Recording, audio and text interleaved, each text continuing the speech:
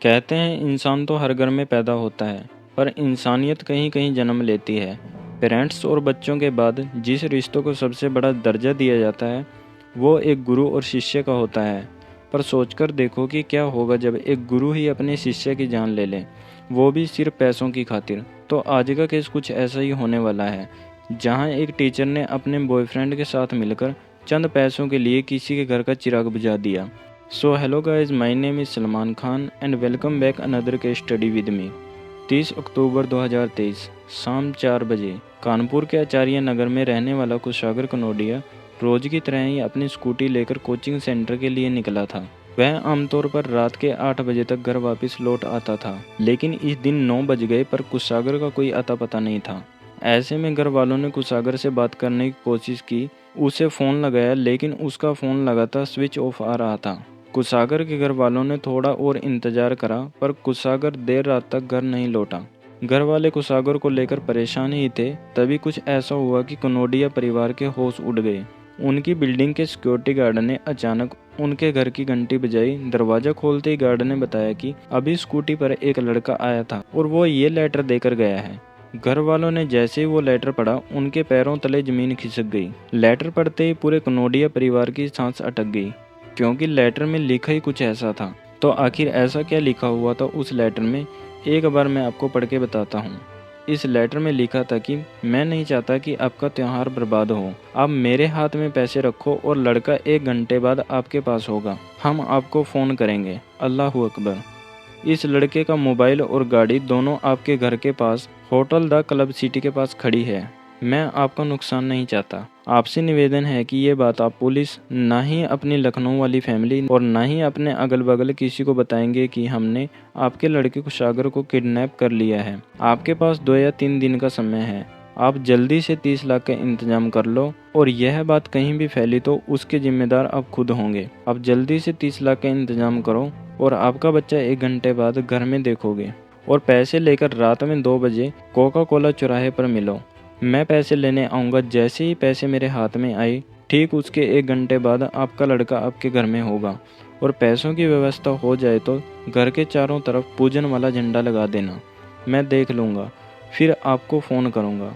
और कोई भी होशियारी की तो उसके जिम्मेदार आप खुद होंगे। मेरी नज़र आपके घर पर ही होगी। कोई भी बात बाहर ना पता चले, आप ध्यान रखना और बिल्कुल भी ना घबराओ। आपका लड़का सही सलामत घर पहुंच जाएगा और उसकी जिम्मेदारी आपके ऊपर है। इस लेटर में एक चीज़ तो क्लियर हो गई थी कि कुशागर को किसी ने किडनैप कर लिया था और कुशागर को छोड़ने के बदले फिरौती की रकम लेना चाहते हैं। और ध्यान से अगर सोचा जाए तो इस लेटर में कुछ ऐसे शब्दों का यूज़ किया गया था जिससे इस केस को अलग एंगल से देखा जाए। क्योंकि जिस तरीके से आज के टाइम में लोगों के बीच धार्मिक विवाद बढ़ता जा रहा है, ऐसे केसेस को हाईलाइट होने में टाइम नहीं लगता। या फिर इस केस में गुमराह करने के लिए इन धार्मिक शब्दों का यूज़ किया गया था, जिससे कि ध्यान असली किडनैपर पर न जाए।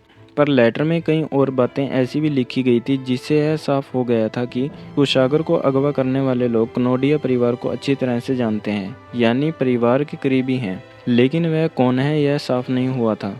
कुशागर कानपुर के एक बड़े कपड़े के व्यापारी मनीष कनोडिया का बेटा था, जो रोज अकेले ही ट्यूशन के लिए जाता था। लेकिन जिस तरह से कुशागर गायब हो गया था और अब इस तरह से लेटर का मिलना अपने आप में किसी बड़ी अनहोनी का डर पैदा कर रहा था। अब परिवार ने बिना देरी किए पुलिस को इसकी खबर दी। पुलिस कुशागर के मोबाइल को ट्रेस करने के साथ साथ कुशागर जिस रास्ते से गया था पूरे रूट की सीसीटीवी फुटेज को सर्च करती है। और सबसे पहले पुलिस ने बिल्डिंग के गार्ड से भी पूछताछ की। गार्ड ने बताया कि लेटर देने वाले लड़के ने अपने चेहरे पर मास्क लगा रखा था। उसने मुझे एक लेटर दिया और कहा कि यह लेटर कुशागर के घर में जाकर दे दो। हालांकि मैंने उससे कहा कि तुम खुद ही ये लेटर जाकर उसके घर में दे दो।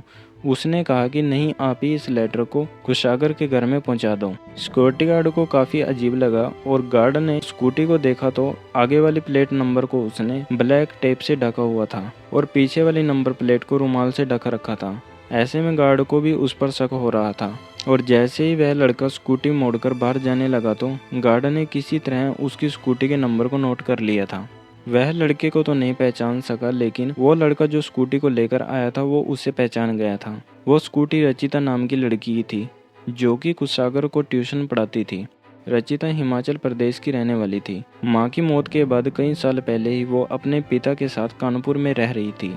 हालांकि कुछ साल के बाद पिता की मौत के बाद अब वह प्रभात नाम के लड़के के फ्लैट में किराए पर रहना शुरू करती है। रचिता और प्रभात में दिन बीतने के साथ ही दोस्ती हो जाती है और फिर प्यार हो जाता है। दोनों ने फिर आगे चलकर शादी करने का फैसला किया, लेकिन इन दोनों के पास इतने पैसे नहीं थे जिससे ये शादी कर सकें। रचिता असल में कुछ साल पहले तक कुशागर को ट्यूशन पढ़ाती थी और इन दिनों रचिता कुशागर के छोटे भाई की टीचर भी थी। यानी रचिता कनोडिया परिवार को और कनोडिया परिवार रचिता को अच्छी तरह से जानता था। गार्डन ने स्कूटी का नंबर नोट कर लिया था। नंबर प्लेट में सिर्फ एक लेटर को छोड़ दें तो ये नंबर पर रचिता की स्कूटी का ही था। फिरौती का लेटर पहुंचने में इस्तेमाल हुई स्कूटी की वजह से अब रचिता शक के दायरे में आ चुकी थी, लेकिन बगैर किसी सबूत के उसको पकड़ा नहीं जा सकता था। कुशागर के घर वालों ने रचिता को फ़ोन किया, लेकिन कुशागर की किडनैपिंग की बात सुनकर रचिता भी हैरान हो गई और उसे कुशागर की गुमशुदगी के बारे में कुछ भी नहीं पता था। लेकिन जब कुशागर के घर वालों ने रचिता से उसकी स्कूटी के बारे में पूछा तो रचिता ने बताया कि उसकी स्कूटी उसका दोस्त प्रभात अपने साथ लेकर गया है। प्रभात असल में रचिता का बॉयफ्रेंड था और स्कूटी भी उसी के नाम पर ही पता थी। चला? नहीं, अभी तो कुछ नहीं पता चला। मैं अनजान अच्छा, बना आप हुआ कौन बोल रहे हैं? मैं मामा बोल रहा हूँ। अच्छा, तो क्या हुआ? कुछ आदि क्या बोल रहा था? कोई लेटर वेटर क्या ये था। क्या अपनी था? बच्ची ने लेटर की बात की थी उससे और और वो स्कूटी की मेरे बात से की पूछ थी। रहा है कि एक्साइटमेंट में ज़्यादा आपकी बोल रही स्कूटी थी। का है, मेरा बीपी लो हो गया मेरे साथ। लेकिन जिस तरह कनोडिया परिवार को भेजी गई फिरौती के लेटर में अल्लाहू अकबर लिखा था, वह कुछ और ही इशारा कर रहा था। लग रहा था कि शायद कुशागर को अगवा करने वाला कोई मुस्लिम है। ऐसे में पुलिस भी पूरी तरह से उलझन में थी। इस बीच पुलिस ने ओम नगर में मौजूद प्रभात के घर के आसपास लगे सीसीटीवी फुटेज को चेक किया तो यह देखकर पुलिस भी चौंक गई कि कुशागर शाम को ही प्रभात के साथ उसके घर के अंदर जाता हुआ दिखाई दे रहा था। बाद में प्रभात, रचिता और एक तीसरा शख्स भी बाहर निकलते हुए कैमरे में कैद हुए थे, लेकिन कुशागर इन लोगों के साथ नहीं था। पुलिस का शक यकीन में बदल चुका था कि मामले में जरूर प्रभात और रचिता का हाथ है। पुलिस रचिता और प्रभात को पुलिस स्टेशन लाती है। पुलिस ने जैसे ही दोनों से पूछताछ की तो दोनों ने ही खुद को कुशागर की किडनैपिंग से बेखबर बताने लगे और वारदात को लेकर अफसोस जताने लगे। पर पुलिस ने दोनों से सख्ती से पूछताछ की तो दोनों की हिम्मत टूट गई और कुशागर की किडनैपिंग में अपना हाथ होने की बात मान ली। साथ ही इन्होंने एक ऐसी बात बताई कि पुलिस वाले भी सन्नाटे में आ गए। दोनों ने बताया कि वह कुशागर की जान ले चुके हैं और उसकी लाश प्रभात के घर पर ही पड़ी है। अब कानपुर की पुलिस की एक टीम प्रभात और रचिता को लेकर सीधे प्रभात के घर पहुंचती है और वहां प्रभात के मकान के स्टोर रूम में 16 साल के कुशागर की लाश मिल गई। प्रभात ने बताया कि उसने अपनी गर्लफ्रेंड रचिता और अपने दोस्त शिवा गुप्ता के साथ मिलकर शाम को ही कुशागर को मार डाला था, क्योंकि फिरौती की रकम मिल भी जाती और ये कुशागर को छोड़ देते तो कुशागर जाकर इन लोगों के बारे में अपने घर पर बता देता, क्योंकि वो इन्हें पहले से ही जानता था। अब पुलिस कुशागर की लाश को बरामद कर चुकी थी और कातिल के तौर पर उसके पास 3 लोग थे। एक कुशागर की ही ट्यूशन टीचर रही रचिता, जिसने उसे पूरे 7 साल तक ट्यूशन पढ़ाया था। दूसरा उस ट्यूशन टीचर का बॉयफ्रेंड प्रभात शुक्ला और तीसरा प्रभात का दोस्त शिवा गुप्ता। इनके गिरफ्तार होने के बाद ही प्रभात और शिवा ने यह बात मान ली कि वह कुशागर की जान लेने के बाद भी उसके घर वालों से फिरौती वसूलना चाहते थे और इसलिए उसने चेहरे पर नकाब लगाकर कुशागर के घर के नीचे तैनात सिक्योरिटी गार्ड को फिरौती वाला लेटर दिया था। खास बात यह थी कि लेटर में उन्होंने जानबूझकर अल्लाह अकबर और अल्लाह पर भरोसा रखने जैसी बात लिखी थी, ताकि घर वालों को लगे कि इस मामले में किसी मुस्लिम का हाथ है और उन पर कोई शक न करे। लेकिन सच्चाई यही है कि लेटर में देने में इस्तेमाल की गई स्कूटी और लेटर में लिखी गई बातों से उनकी पोल खुल गई थी। लेकिन अब बड़ा सवाल ये भी था कि यह मामला सिर्फ फिरौती का नहीं हो सकता था, फिर इसके पीछे कोई और भी कहानी है। अगर मकसद सिर्फ फिरौती का ही था तो उन्होंने जल्दबाजी में कुशागर की जान क्यों ले ली। और अब अहम बात यह है कि उन्होंने कुशागर को कब और कहां से अगवा किया। तो प्रभात ने बताया कि कुशागर ट्यूशन जाने के लिए रोज की तरह शाम 4 बजे अपने घर से निकला था और वो घर से थोड़ी दूरी पर ही गया था कि उसे रास्ते में प्रभात शुक्ला मिल गया। वहीं प्रभात शुक्ला जो उसकी ट्यूशन टीचर रचिता का बॉयफ्रेंड था और प्रभात से उसकी जान पहचान रचिता के घर पर ही हुई थी। प्रभात ने कुशागर से कहा कि वो कोचिंग सेंटर जाने के रास्ते में पहले उसे उसके घर पर ड्रॉप कर दे, तो कुशागर मना नहीं कर सका। और स्कूटी पर प्रभात को बिठाकर उसके घर पर पहुंच गया। पहुंचते ही प्रभात ने कुशागर को अपने घर चलकर कोल्ड ड्रिंक पीने को कहा और कोल्ड ड्रिंक पीने के बहाने वो उसे अपने घर पर ले गया। दूसरी ओर घर में पहले से ही रचिता और प्रभात का दोस्त शिवा मौजूद था, जो उसकी जान लेने के लिए तैयार पहले ही हो चुके थे। तो प्रभात कुशागर को घर में ले जाता है और नशे की गोलियां मिलाकर कोल्ड ड्रिंक पीने के लिए देता है। धीरे धीरे कुशागर बेहोश होने लगता है। फिर प्रभात और उसका दोस्त शिवा मिलकर रस्सी से कुशागर का गला घोटकर उसकी जान ले लेते हैं और कुशागर के हाथ पैर बांधकर उसको अपने स्टोर रूम में बंद कर देते हैं। अब सवाल यह है कि अगर इरादा सिर्फ और सिर्फ फिरौती वसूलने का ही था तो कुशागर की हत्या क्यों की, और वो भी इतनी जल्दी में? इसका जवाब पुलिस ने दिया।